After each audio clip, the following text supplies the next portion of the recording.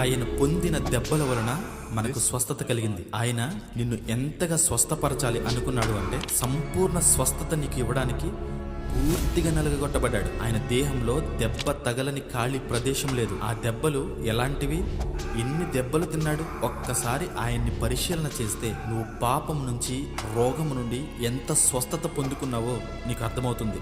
గొల్గుతాకు మోసుకెళ్ళినటువంటి సిలువ బరువు 150 కేజీలు, దాని ఎత్తు 15 అడుగులు, వెడల్పు 8 అడుగులు.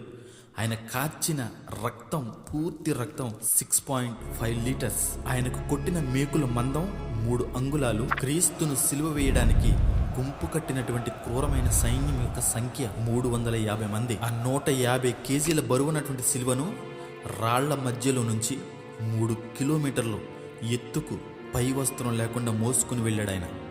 ఆయన సిలువ మోస్తూ నడవలేక నిలబడినప్పుడు కొరడాలతో కొడుతూ మోయించుకుంటూ గొల్గుతాకు తీసుకుని వెళ్ళారు. ఆ సిలువను ఎత్తుకుని నడవలేక, పైకి ఎక్కలేక 3 సార్లు పడిపోయాడు. కరుడు కట్టిన సైనికులు, మానవత్వం లేని సైనిక దళం చేతిలో నలిగిపోతున్నాడు ఆయన. ఇంకొక విషయం ఏంటంటే, ఆయనను కొట్టడానికి వాడిన కొరడ తాడుకు గాజు పింకులను చితక్కొట్టి అంటించి తాడు చివర గేల ముళ్ళు లాంటి పెద్ద ముళ్ళు నమర్చారు. ఆ కొరడాతో బలమైన ఒక సైనికుడు క్రీస్తు శరీరముపై కొట్టినప్పుడు శరీరం చుట్టూ తాడు తిరిగి ఒక చోట గుచ్చుకునేది. తిరిగి బలంగా లాగినప్పుడు ఎక్కడైతే గుచ్చుకుందో గుచ్చుకున్న చోట నుంచి అది బయటకు వచ్చే వరకు మాంసాన్ని ముద్దల్లాగా లాక్కుని వచ్చేది. అలాంటి దెబ్బలు తిన్నాడు ఆయన. ఆయన శరీరంలో ఇంకొక దెబ్బ కొట్టడానికి కూడా ఖాళీ లేనంతగా గాయాలయ్యాయి. మొత్తం ఆయన శరీరానికి తగిలిన గాయాల సంఖ్య 5400 గాయాలు దాటాయి. అందులో లోతైన గాయాలు 188 పెద్ద గాయాలు తగిలాయి. ఆ గాయాలు మండు టెండలో నీడ కూడా లేని ప్రదేశంలో భరించాడాయన. మందమైన మేకులను బలమైన సుత్తితో అరచేతుల్లో నుంచి, కాళ్లలో నుంచి చెక్కలోకి దిగకొట్టారు. కనీసం అరవలేదు, ఎవరిని ఒక్క మాట కూడా అనలేదు. అంతటి బాధలో ఉండగా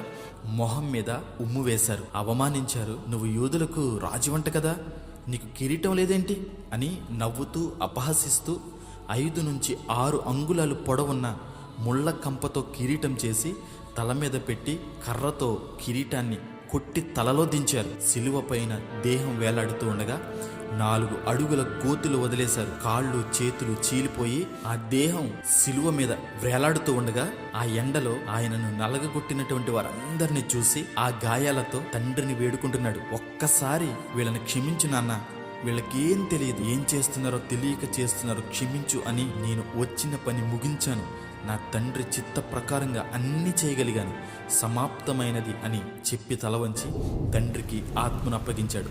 పగ చల్లారలేదు సైన్యానికి. బ్రతికి ఉన్నాడా చచ్చిపోయాడా అని తెలుసుకోవడానికి బళ్ళెంతో గుండెల్లో పెట్టి పొడిచారు. అప్పటికి పాపుల రక్షణ కొరకు రక్తం అంతా కార్చేసిన ఆయన గుండెల్లో నుంచి నీరు బయటకొచ్చింది. ఆఖరి రక్తపు బొట్టును కూడా ఉంచుకోలేదు, మన కొరకు కార్చేశాడు. ఎందుకో తెలుసా? నీకు పూర్తి స్వస్థతను ఇవ్వడానికి. నీ స్వస్థత ఆయన పొందిన దెబ్బల మీద ఆధారపడి ఉందన్న సంగతిని గుర్తిరిగినటువంటి దేవుడు నిన్ను పూర్తిగా స్వస్థపరచడానికి ఆయన పూర్తి దేహాన్ని సిలువ మీద అర్పించేశాడు.